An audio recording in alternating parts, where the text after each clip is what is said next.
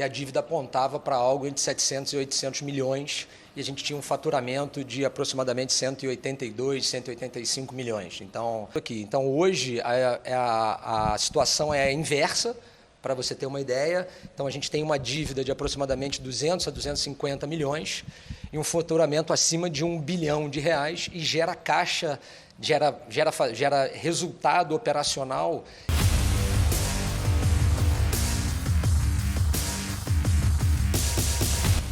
Salve, salve nação, saudações rubro-negras, Flamengo bilionário, faturamento recorde. Galera, separei para vocês aqui uma entrevista top do vice de finanças do Flamengo, o Rodrigo Tostes. Ele explica passo a passo como que está o Mengão. Você está interessado de saber como que está o nosso Flamengo? O faturamento, quanto tem em caixa para investir na próxima temporada? Quanto que está entrando? Qual é a dívida do Flamengo? Quer saber de tudo isso? Então cola no vídeo até o final. Não saia do vídeo, cara, tem tudo explicado aqui para você com o vice de finanças do Mengão em entrevista exclusiva para a ESPN Brasil no Sport Center. Então já quero dar os créditos de vídeo aqui para a ESPN Grupo Disney, link na descrição, canal aqui do YouTube ESPN Brasil. Quero pedir também, logicamente, o seu like para você apoiar o nosso trabalho, para você divulgar nas suas redes sociais, compartilha aí esse vídeo que é muito importante chegar para todos os flamenguistas, tá bom? Então inscreva-se e deixa o like e ative o sininho. Simbora aqui pro vídeo. O responsável financeiro do lado do Flamengo. Tudo bem, pessoal? Tudo bom, Bruno? Boa tarde para vocês aí no Brasil, mais uma vez. A gente volta diretamente de Guayaquil aqui, companheiro Xará Pedro Ilvo, e agora aqui agradecendo gentilmente o Rodrigo Tostes, vice de finanças do Flamengo, para uma conversa com a gente, justamente para bater um bate-papo mesmo sobre esse Flamengo reestruturado, porque o Tostes participou daquele iniciozinho lá em 2013, o início chapa azul do Flamengo, reestruturando, 10 anos depois, basicamente, Flamengo na terceira final de Libertadores em 4 anos. E aí, Rodrigo, a gente conversava aqui previamente até sobre essa questão que são 2 clubes muito bem estruturados, chegando nessa final única. Muita gente perguntando, o Flamengo vai bater sempre em final de Libertadores, vai chegar sempre de maneira competitiva? Como é que está estruturado financeiramente o Flamengo para isso? E aí eu passo essa resposta para você, nada melhor do que o vice de finanças para responder. Muito obrigado pela presença aqui no Sport Center. Obrigado, Pedro. É um prazer estar aqui com vocês, falar com a nação rubro-negra aí. A gente está muito feliz de estar aqui. Como você disse, foram anos se preparando, né, para isso, para que a gente não mais vivesse um ciclo, mas sim vivesse um período grande e é isso que a gente está fazendo aqui. Eu acho que isso aqui, esses 3 anos que você falou, coroam basicamente um projeto que a gente começou e que tende a ficar perene por muito tempo, porque a gente não está aqui por acaso, né? Então, estamos muito felizes de estar aqui. O que eu acho que a gente pode prometer, e a gente vem falando muito, é a gente conhecer todas as cidades da América do Sul nos próximos 10 anos. Essa é a nossa meta. Eu acho que ganhar e perder faz parte do esporte, mas tá na final e está disputando, para a gente é absolutamente essencial, e a torcida do Flamengo pode ter certeza que a gente vai estar sempre lutando para isso. Tostes, agradeço também a presença aqui com a gente no Sport Center. O Pedro citava, estamos completando 10 anos daquela campanha do final de 2012, quando vocês são eleitos, então Chapa Azul é eleita para entrar em 2013. E para ilustrar até para o fã de esporte, para a nação rubro-negra, para o flamenguista que nos acompanha, qual era o tamanho do problema em números daquele ano? Eu lembro que era algo como 750 milhões em dívidas corrigido. Isso daria quanto hoje? Vocês já cortaram para quanto? E a gente comentava aqui antes de entrar no ar que o que você já gera de fluxo de caixa, você pagaria, zeraria a dívida. Por que não faz? Pudesse ilustrar o que era, como está, o que é a dívida agora, em valores, para traduzir para a gente. Boa pergunta. Bom, prazer, Pedro, estar aqui também com você. Então, assim, acho que olhando para trás, né, esses 10 anos, a gente, honestamente, não sabia onde é que a gente estava pisando, né? Então, assim, quando a gente entrou, a gente tinha balanços com todas as ressalvas que você pudesse imaginar. Fizemos uma auditoria com uma empresa super renomada, a Ernst Young, no início, e a dívida apontava para algo entre 700 e 800 milhões, e a gente tinha um faturamento de aproximadamente 182, 185 milhões. Então, demoraríamos com algum nível, mantendo esse patamar de receita, né, fora o que deixava dentro do clube, era negativo, né? Então, assim, a gente aumentava ano a ano a dívida. Essa dívida não era, com aquela estrutura, não era possível de se pagar, né? Então, a gente tinha muito mais despesas do que receitas e tinha um passivo enorme, uma dívida enorme que vinha se acumulando. Então, o que o clube fez nessa reestruturação foi, sim, se preparar, fez o que, basicamente, o Flamengo, eu costumo dizer para todo mundo, se não fosse uma associação, naquele momento, eventualmente já tinha pedido falência, né? Porque não tinha capacidade de pagamento. Então, a gente renegociou as dívidas, fez um trabalho longo de aumento de receita também, para chegar onde a gente está chegando aqui. Então, hoje, a situação é a inversa, para você ter uma ideia. Então, a gente tem uma dívida de aproximadamente 200 a 250 milhões e um faturamento acima de R$1 bilhão e gera caixa, gera resultado operacional que já seria suficiente para quitar a dívida em 100%. Então, a gente espera esse ano ter um resultado algo aproximadamente entre 300 e 350 milhões, que com uma dívida de 250 milhões eu poderia quitar ela. E por que a gente não faz, como você perguntou? A gente não faz porque não faz sentido a gente ter uma dívida absolutamente sob controle, com taxas muito bem renegociadas, porque a gente tem taxas boas, porque a gente tem capacidade de pagamento. Então, hoje, quando eu cheguei no clube há 10 anos atrás, a gente não tinha ninguém que queria emprestar dinheiro para o Flamengo. Hoje a gente tem todo mundo querendo emprestar. Cara, tô arrepiado ouvindo essas palavras, cara, porque a realidade do Flamengo era uma, hoje é outra inversa, né? Hoje o Flamengo tem um banco, o Flamengo é sócio de um banco, que é o Banco da Nação junto com o BRB. Então, assim, hoje o que a gente prefere? A gente prefere ter uma dívida pequena, alongada, né, com taxas baixas e que aumente a nossa capacidade de investimento em sempre estar podendo fazer investimento, seja na sede, seja em estrutura, seja no ninho, seja na aquisição de atletas, do que a gente pegar esse dinheiro todo e simplesmente quitar uma dívida para dizer que tem uma dívida zero. Então, assim, quando a gente ouve falar que o precipício do Flamengo está chegando, a gente vê gente que não entende do assunto falar sobre de onde vem tanto dinheiro do Flamengo, que essa dívida do Flamengo vai pagar uma conta daqui a pouco. Não, eles não sabem o que estão te falando. O Flamengo está absolutamente controlado. Foram anos se preparando para estar aqui. A administração é absolutamente responsável, sabe que não pode... tem que estar sempre tomando cuidado, tem que estar sempre com, como eu digo, um olho no peixe, o outro no gato, mas o Flamengo hoje está absolutamente tranquilo e responsável do ponto de vista financeiro. A gente não faz porque não faz sentido pagar uma dívida e colocar os investimentos em risco. Só mais uma pergunta da minha parte, antes de eu jogar para o Xará Pedro Henrique Torres de volta. Quando a gente fala de dinheiro, o Flamengo muito tranquilo, poderia zerar a dívida. Olhando para frente, então, falando de grandes investimentos. A gente fala muito dia a dia sobre reforço, a pauta hoje é estádio. O Flamengo hoje então teria capacidade de investir em um estádio, quanto eu lembro que há aproximadamente um ano você falava que não era exatamente uma prioridade. Hoje é uma prioridade, é apenas um estudo. Qual é a realidade do noticiário envolvendo possível novo estádio do Flamengo, se é que existe, se é só estudo, se é um projeto concreto e se teria capacidade para resolver isso agora? Bom, possível, lógico que é possível, né? Tem uma série de variáveis que precisam ser analisadas, né?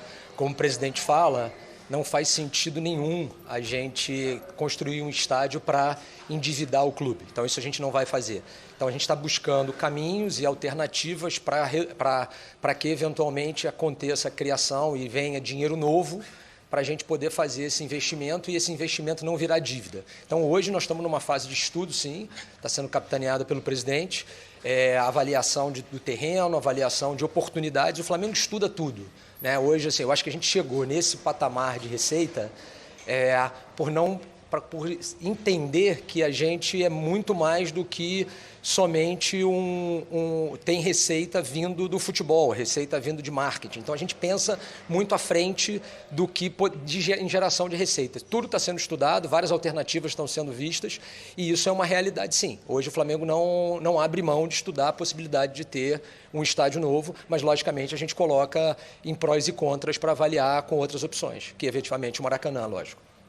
Agora, Rodrigo, até a gente falava também antes, muito se diz que o futebol brasileiro ele vive de ciclos. Houve o ciclo do São Paulo, houve um ciclo determinado do Inter, agora é o ciclo de Palmeiras e Flamengo. Mas está durando bastante esse ciclo de Palmeiras e Flamengo. Na tua opinião, a tua visão até, enfim, você entende obviamente de Flamengo, mas uma visão geral assim, Esse ciclo é duradouro mesmo? Você acredita que não há muito espaço no momento para mudança? São clubes que se prepararam de maneira tamanha, assim, disparidade em relação aos outros, que tende a ficar essa polarização, muita gente diz assim, em relação aos outros? Hegemonia?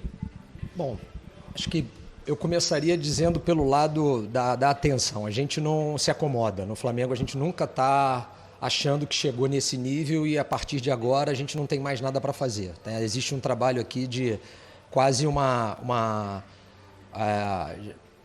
conceito, uma mentalidade dentro do clube que a gente conseguiu estabelecer de que a gente não relaxa em nenhum momento do ponto de vista financeiro, do ponto de vista de resultado, a gente nunca está satisfeito. Então isso é um primeiro ponto. Segundo ponto, sim, se a gente continuar com essa pegada e com essa visão de curto e médio e longo prazo que a gente tem, a gente vai durar muito mais do que um ciclo, isso eu tenho absoluta certeza. Né? O Flamengo hoje tem uma estrutura e um modelo que não precisa de um mecenas, que não precisa de ninguém colocando dinheiro, não foi assim que a gente construiu o clube, então eu acho que isso faz muita diferença com relação a muitos outros clubes, sem entrar em detalhe em A ou B ou C, ou seja, a gente tem uma estrutura que tem capacidade de geração de receita, balizado na venda de atletas, balizado no que a gente faz de engajamento da torcida, o tamanho da nossa torcida. Então a gente tem uma mentalidade muito clara disso. Mas a gente sabe, outro ponto, que se cochilar 1 minuto, é o que a gente demorou 10 anos para construir, isso pode muito cedo, muito rapidamente ser desgastado e ser deteriorado. Então, assim, o que eu posso garantir, Pedro, é que o que a gente está fazendo hoje, a maneira com que a gente construiu todo esse processo, essa mentalidade, a governança dentro do clube, a gestão que a gente tem, é para ser muito duradouro se a gente continuar seguindo esses princípios. Agora, de minha parte, só para terminar, encaixando duas em uma, como diria o meu companheiro Cícero Melo, em homenagem a ele, você falava também essa projeção do Flamengo já desse ano com a questão da Copa do Brasil, a receita de 1 bi mesmo, que o Flamengo, você estava até comemorando, a gente pode dizer nesse sentido, assim, VP de Finanças como você é. Também você pudesse falar o quanto ajuda, não ajuda essa questão de final única de Libertadores naquele projeto que você falava ali de conhecer todas as cidades sul-americanas. Se você pudesse falar um pouco sobre esses dois temas. Bom, a questão da final única, assim, eu particularmente, aí falando mais como Rodrigo do que exclusivamente como Flamengo, assim, eu acho o projeto de final única muito bom. Acho que o futebol é entretenimento, eu acho que vem de uma experiência fora que às vezes as pessoas criticam em relação à questão da infraestrutura das cidades da América do Sul. É verdade, isso logicamente não é todas as cidades que conseguem absorver uma operação como essa. Ajudei a tocar o projeto da Olimpíada, sei o quanto é difícil organizar. As pessoas que assistem pela televisão às vezes não têm ideia dos bastidores do que são essas operações, né? Você tem que ter... Então, para vocês trabalharem, tem que ter infraestrutura, tem que ter o lugar para almoçar, tem a questão da logística, tem a acomodação, tem uma série de coisas que tem que ser colocada, mas eu, particularmente, sou fã desse projeto de ter uma final única, porque eu acho que esporte é entretenimento e dá essa condição de ter um jogo final, eu acho que isso traz muito valor para o produto, para o negócio, para todo mundo que está envolvido nesse negócio. Então, assim, eu acho que isso... Pegando essa deixa, eu acho que o Flamengo tem tudo para os próximos anos, continuando dentro dessa pegada, a torcida ter sempre a oportunidade de viajar e ver e vivenciar essa experiência de uma final única que eu particularmente acho super valiosa, entendeu? Para o ponto de vista de engajamento da marca, para você... dizem que só as cidades do Brasil precisam fazer, eu acho que o Flamengo precisa sair do Brasil, a gente já conversou sobre isso, sobre a questão do projeto de internalização do clube, de internacionalização do clube, então assim, quem sabe eventualmente fazer esses jogos até fora da própria América do Sul, acho que seria uma grande ideia para ser eventualmente discutida e avaliada por quem de direito toma essas decisões, entendeu? Só fechando da minha parte? E eu acho que a gente está assim, esse ano a nossa projeção, digo isso com muito satisfeito, porque foi um projeto que, logicamente, como a gente falou, começou há 10 anos atrás, mais uma vez a gente vai bater a meta de 1 bilhão de faturamento. e deve ter uma receita operacional na faixa de 300 e 350 projetadas, que, como o Pedro perguntou, já dariam, inclusive, para quitar 100% da nossa dívida. E que a gente não vai fazer para manter a capacidade de investimento e manter o Flamengo em alto padrão. Aproveitando o que você está dizendo, uma discussão bastante que a gente vê também é com relação a como é que o que a gente faz com relação à projeção de orçamento, né? A gente estava falando um pouco ali. Então, o Flamengo hoje sempre orça chegar nas semifinais e é esse orçamento de projetar chegar nas semifinais que projetam as eventuais receitas e, por isso, mantém esse ciclo positivo de poder reinvestir e estar sempre investindo. Então, assim, e o que faz... mas se você não chegar, o que acontece? É esse colchão que a gente tem de baixo endividamento que permite, eventualmente, se um dia a gente não chegar nessas metas, a gente poder equilibrar as finanças do clube e não colocar em risco para no ano que vem poder estar chegando no mesmo lugar onde a gente sempre quer chegar. Então, assim, Top, é esse ciclo virtuoso financeiro e de resultado que eu acho que a gente criou e tá deixando como legado para o clube como um todo, entendeu? Rodrigo, só fechando aqui para devolver para o estúdio do Sport Center, rapidinho, em poucas palavras, você falou em mecenas, internacionalização, muito dinheiro. Como o Flamengo enxerga o momento do futebol brasileiro de SAF? É uma opção, o Flamengo passa longe disso, o projeto de vocês é absolutamente distinto. Rapidinho, só para te devolver para o pessoal do Sport Center. O Flamengo estuda tudo, Pedro. Então, assim, em poucas palavras, o Flamengo faz avaliação de todo o mercado, avalia, pega as melhores práticas. O Flamengo não deixa de avaliar nenhuma opção. Então, tudo... É uma realidade? Não, a realidade é a realidade de estudar. Eu acho que a gente tem que estar olhando para o lado, estar aprendendo, vendo o que os outros estão fazendo de certo e de errado, pegando essa experiência para eventual fazer uma avaliação dentro de casa do que é necessário e como é que a gente projeta os próximos anos. A gente não vive 360 dias, a gente olha 10 anos para frente, imaginar onde é que a gente tem que estar. Obrigado, Rodrigo. Bruno e Mari. Top. Pedros, obrigado, viu? Obrigado ao Rodrigo entrevista. Tostes também, explicando aí tudo e Cara, que entrevista top do Rodrigo Tostes, vice de finanças do Mengão. Galera, olha as revelações do cara, velho. Faturamento, mais de R$1 bilhão, né? Tem caixa, mais de 300 milhões de reais para investir no futebol. Poderia quitar a dívida que tem? Poderia, mas não o faz por quê? Porque não precisa, porque a dívida do Flamengo está equacionada, já tem um planejamento, já tem uma taxa de juros, né? Então não há necessidade de quitar a dívida, sendo que o Flamengo tem uma baixa taxa de juros por ser um bom pagador, né? Cara, é motivo de orgulho, é motivo da gente aplaudir o Flamengo, essa gestão do Flamengo, né? Que começou lá com Bandeira de Melo, lá atrás, em 2013 para cá. Ele já começou a equacionar a dívida lá, já começou a pensar no futuro, né? Lá atrás, hein, cara? Hoje, 9 anos depois, a gente está colhendo os frutos, né?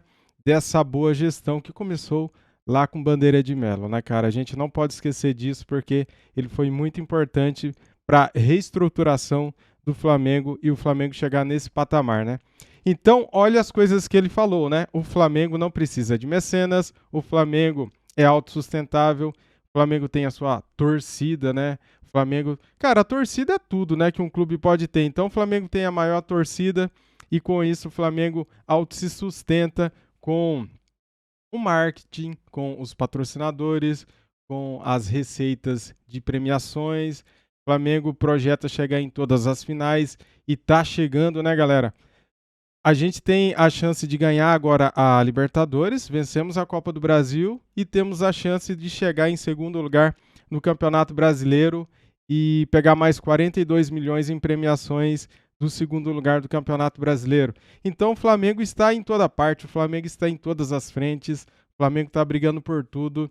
E, cara, com essa boa gestão financeira, o Flamengo vai muito longe, galera. Vai muito longe. Nenhum time na América do Sul tem um poder financeiro que o Flamengo tem.